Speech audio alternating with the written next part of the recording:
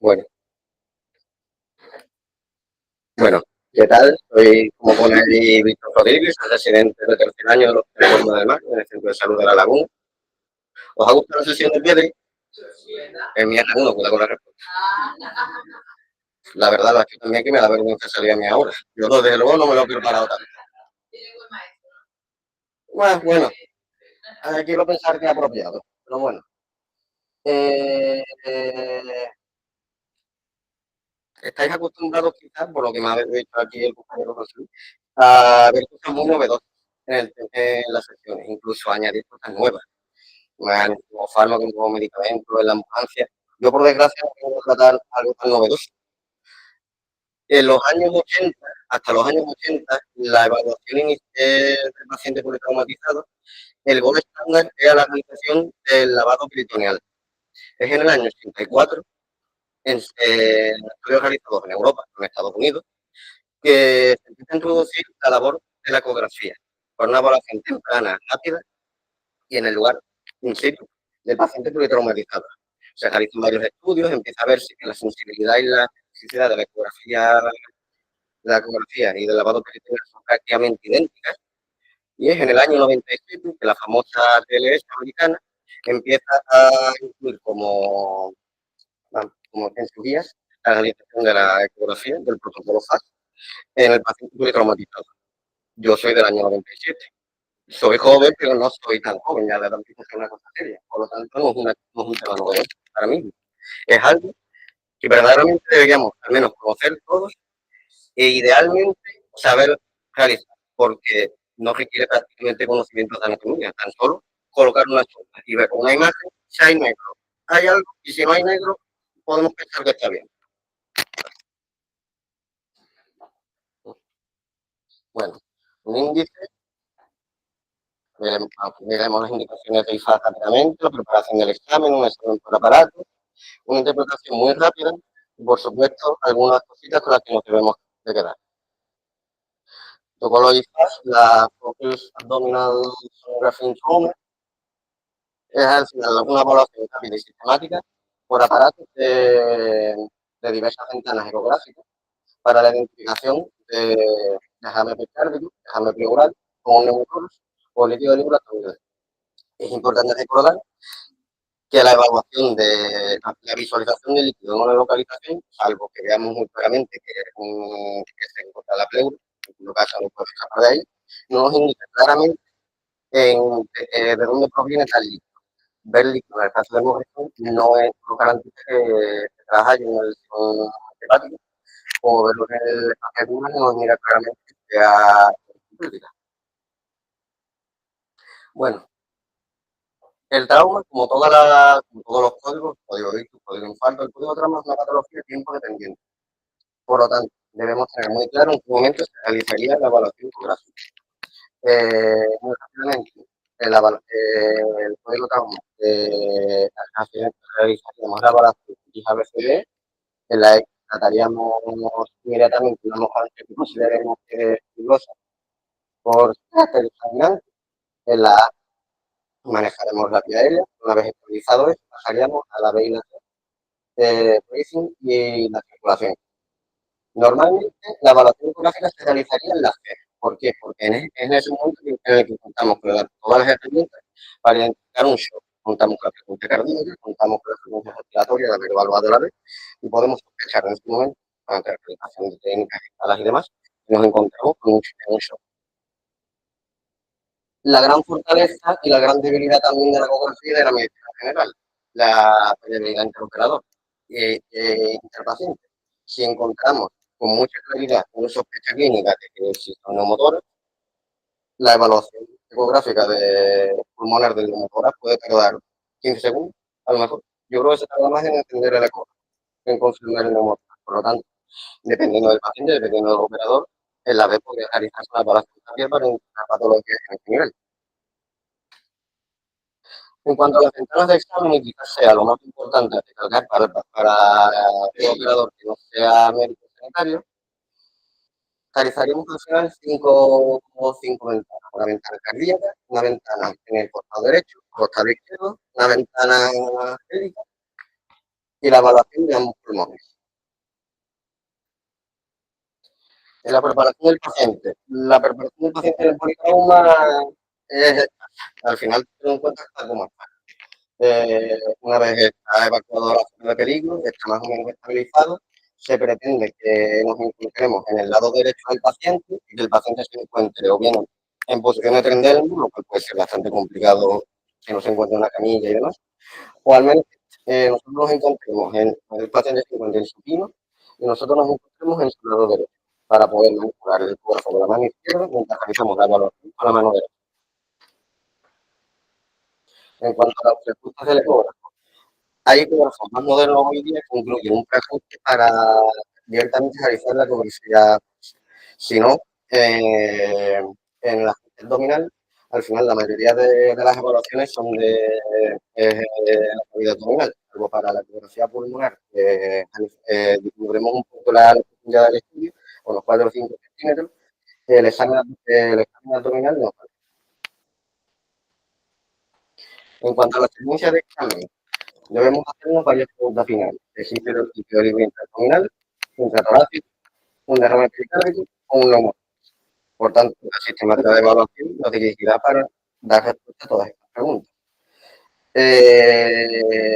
Si bien esta es la evaluación que recomienda las guías, al final lo dicho, variabilidad entre el operador. Si uno se siente más cómodo empezando por el cuadrante superior derecho, pasando al corazón, pasando al lado izquierdo, verdaderamente no hay nada que te lo impida. Sin embargo, esta es la secuencia que nos recomienda. Una ventana cardíaca con 5 ideas, para el superior derecho, para el valor del tajo de Morrison, superior izquierdo, para el esfero renal, la ventana pélvica y los pulmones derecho e izquierdo. En cuanto a la ventana subsifoidea cardíaca, en este caso realizaremos el estudio con una sonda vectorial cardíaca, a ser posible, sino en todo el estudio FAST nos sirve tanto una sonda vectorial cardíaca como la abdominal. No sé los ecógrafos que se manejan en el DECU, pero yo desde luego en el centro de salud no dispongo de una sonda sectorial cardíaca. Por lo tanto, el estudio, si lo realizara allí por lo que fuera, lo haría con la sonda abdominal. Colocamos la sonda en el espacio subsifoideo. Primero nos apoyamos en el lóbulo izquierdo hepático y vamos basculando lentamente, apuntando hacia el hombro izquierdo del paciente y con la marca del ecógrafo apuntando hacia la derecha del paciente. La sonda del ecógrafo debe colocarse prácticamente paralelo al abdomen del paciente y apretarlo justo según el grosor del abdomen del paciente. Y nada, en la presentación había incluido casi todo como imagen X para poder ver los movimientos, pero bueno, por temas del ordenador al final lo vemos en PDF que igualmente se ve bien más o menos. Aquí podemos distinguir el lóbulo izquierdo hepático y cómo nos sirve de ventana acústica para evaluar el corazón. En este caso, al tener la marca cardíaca, la marca del ecógrafo apuntando hacia el lado derecho del paciente, vemos cómo las cavidades derechas se encuentran por encima.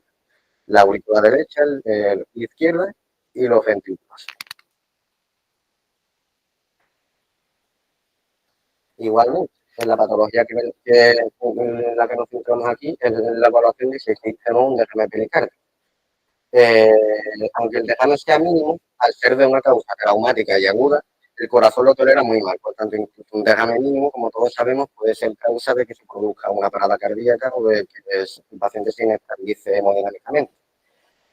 Vemos ahí líquido entre ambas hojas pericárdicas, que se nos marcan como esas pequeñas líneas blancas. Idealmente estarían en movimiento, pero bueno, ahí lo podemos ver.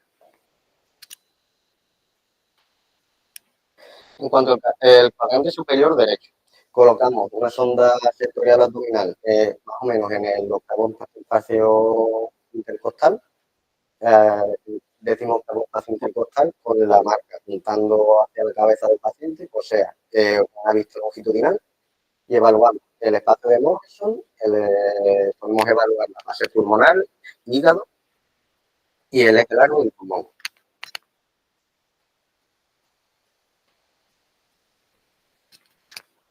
Aquí podemos ver una imagen normal, vemos el hígado, vemos el riñón, vemos cómo existe una imagen por encima del hígado con una densidad que podría recordar al líquido.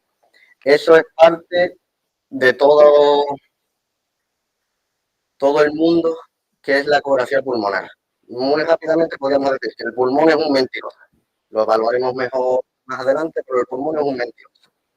Como lo que existe en un pulmón normal, en la presencia de aire, lo que nos va a devolver es una imagen en el espectro de la ventana que estemos utilizando. En este caso, vemos una imagen que es muy parecida a la necesidad del hígado, porque nos está devolviendo la imagen del hígado.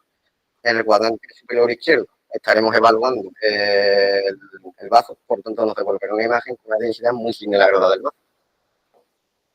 Vemos el diafragma, vemos una línea blanca por encima del diafragma que podríamos identificar como las capas pleurales, la pleura es nuestra gran amiga a la hora de realizar la ecografía pulmonar y de los cuadrantes superiores derecho e izquierdo.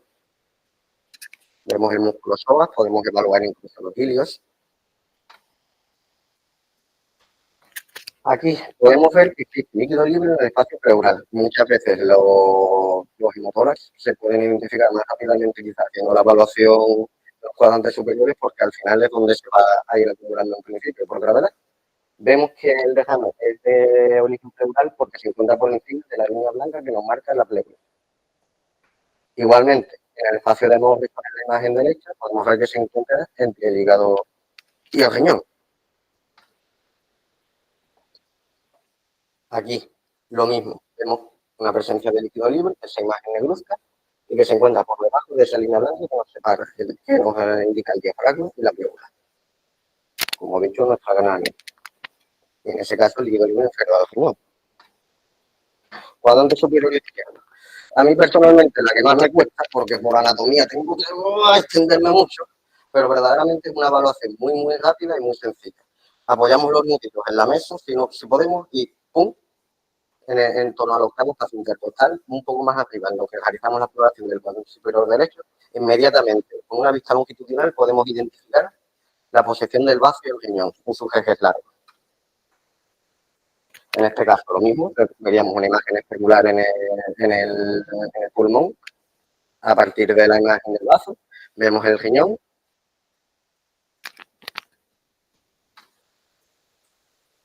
Y bueno, un poco la anatomía, igualmente podemos identificar el diafragma, la pleura, riñón, la imagen en espejo del vaso. Aquí, líquido libre en el espacio pleural, como hemos dicho antes. Y en este caso, líquido libre en el espacio subfrénico. Dada la presencia de tejido ligamentoso que une el riñón y el vaso en el cuadrante superior izquierdo, el líquido tenderá a acumularse entre el diafragma y el vaso. Es prácticamente la única particularidad que tenemos que tener en cuenta en la evaluación por encima del ombligo. En cuanto a la ventana pélvica, es una ventana un poco más especial porque, por supuesto, la visualización cambia mucho dependiendo del sexo del paciente, entre hombres y mujeres, la anatomía es completamente diferente. En el caso de la mujer tenemos también la complicación de que cambia según el momento del ciclo menstrual en el que se encuentre. Al principio, en determinados momentos del ciclo puede ser normal la presencia de cierta cantidad de líquido en el espacio, en el fondo del saco de Douglas. Y esa variabilidad hará que el líquido se acumule en diferentes zonas dependiendo del sexo del paciente con el que nos encontremos. La vejiga en el varón descansa directamente sobre el recto, por tanto, en el espacio entre el recto y la vejiga, donde tenderá a acumularse el líquido en el varón. Sin embargo, en la mujer, la vejiga descansa sobre el útero y, por lo tanto, en ese espacio, en el fondo del saco de Douglas, donde encontraremos el líquido. Igualmente, a una profundidad de unos 10-15 centímetros, como en toda la evaluación abdominal.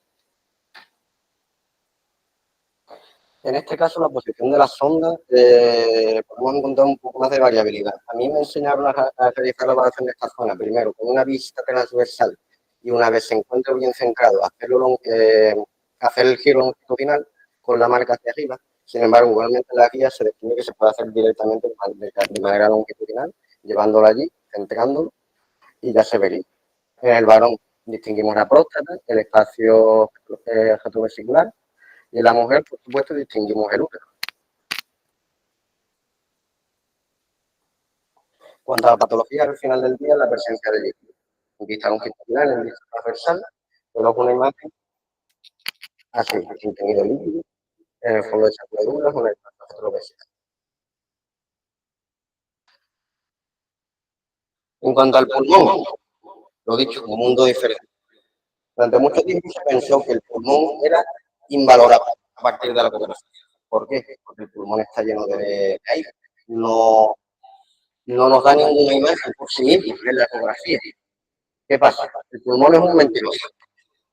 Porque, sin embargo, al colocar imágenes, al colocar las ondas, vemos imágenes. Esas imágenes al final son reverberaciones e imágenes circulares que el aire está repitiendo a partir del tejido celular subcutáneo de las capas pleurales, que al final es lo que nos separa del pulmón y es lo único que podemos evaluar.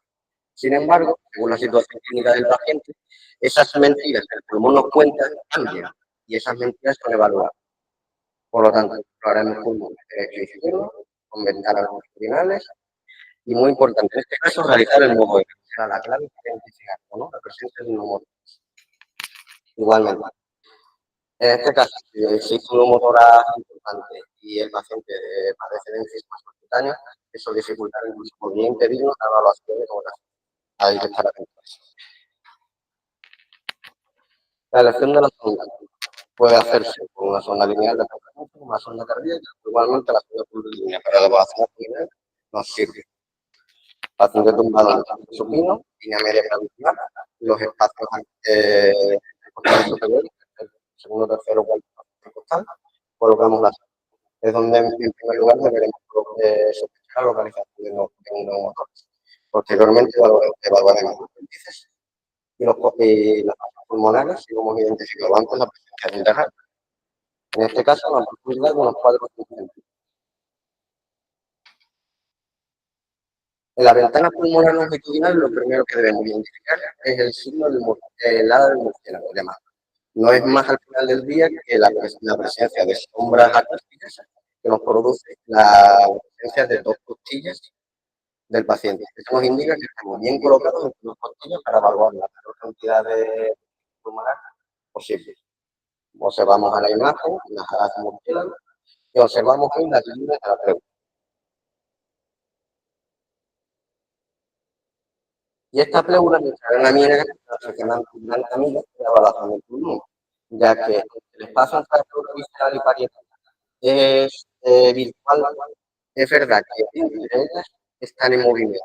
Y ese movimiento, por algo bastante gracioso, fue comparado a 2 filas de hormigas que se mueven la una sobre la otra. Idealmente se veía movimiento, pero bueno, lo que veíamos así es un movimiento. Quizás casi como 2 filas de puntitos que se mueven el uno sobre el otro. Eso nos indica que el pulmón está bien aireado, las pleuras se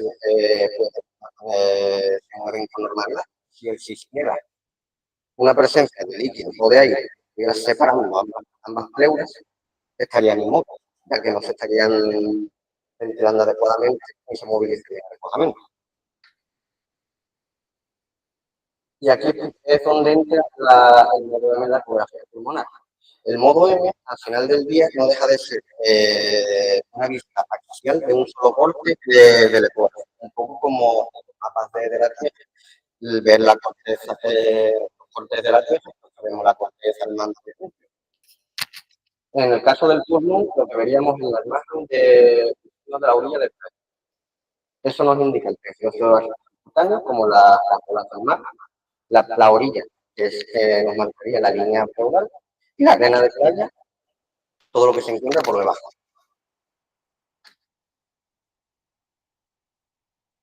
En el modo B del ecógrafo, veríamos que en el caso de un neumotórax existe ausencia de deslizamiento pleural, y al entrar en el modo M encontraríamos el llamado ciclo del código de barra de esta atmósfera, que nos indica la desaparición de ese signo de la playa, y nos indica como un aumento de la presencia de un neumotórax efectivo. En cuanto a la interpretación, deberemos estar si el paciente se encuentra estable emocionalmente o inestable. Realizaríamos el protocolo de FAS. Si es positivo de un paciente inestable, sería una indicación de necesidad quirúrgica, por tanto, idealmente deberían estar esperándonos el quirófano o cirujano. evidentemente, una parte de ser negativo en indicación externa, sería indicativo de un porque existe alguna patología que se evaluar el ecógrafo y si se encuentra estable, si es positivo, realizar un test porque hemos evaluado si es un sangrado y si es negativo, verificamos el riesgo, si es un bajo riesgo, pues realizamos y si es bajo riesgo, observación. En resumen, la evaluación es una evaluación muy rápida y costo efectiva de la evaluación del paciente politraumatizado.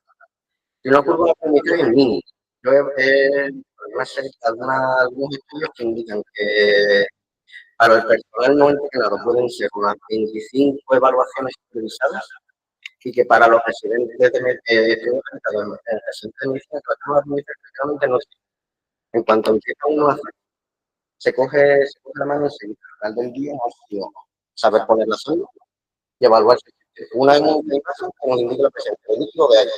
Una vez dicho eso, todo lo demás podemos pretender que es normal, hasta la evaluación por el cirujano quirófano, pero nosotros podemos darlo como normal. Facilita enormemente la evaluación de pacientes en múltiples casos. Colocamos el ecógrafo 3-5 minutos, como mucho, para una evaluación rápida y podemos saber si el paciente tiene un sangrado interno o no. Una vez más, no es indicativo la presencia de líquido en una única ventana que el líquido provenga de esa ventana. Y por supuesto, es un estudio dinámico y una situación dinámica. Por tanto, reevaluar el paciente cada poco tiempo y ante cualquier cambio clínico, reevaluar rápidamente. Si estamos con el paciente en la ambulancia, está estable, un fase normal, se estabiliza, empieza a hipotensión, se cardiza, puede haber un sangrado, pero rápidamente, si evaluamos bien, está sangrando. Geografía, bueno, yo quiero quedarme por una idea que he tenido siempre cada vez que he pensado en la geografía, y es que nuestros predecesores lo tenían muy, muy complicado.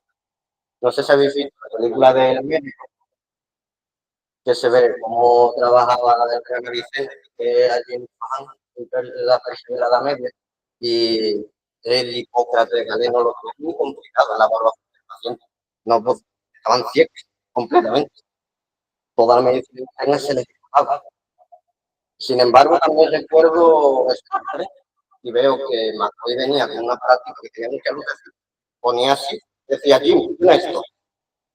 A lo mejor ese aparato es un espectro portátil y con un espectrómetro que con una guía inmediatamente tienes una imagen, una analítica y te evalúa un diagnóstico.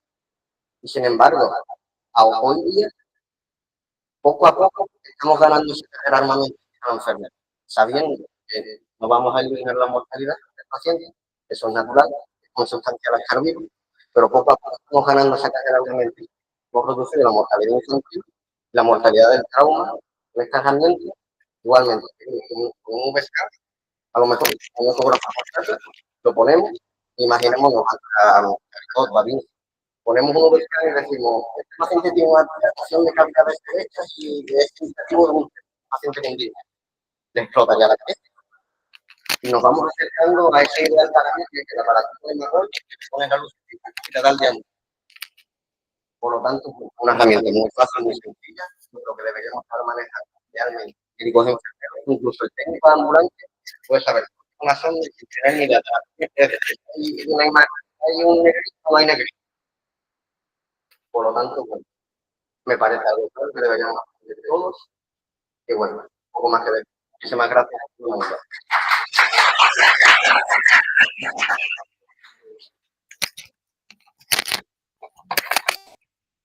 Bueno, muy bien. Si tenéis preguntas o lo que sea,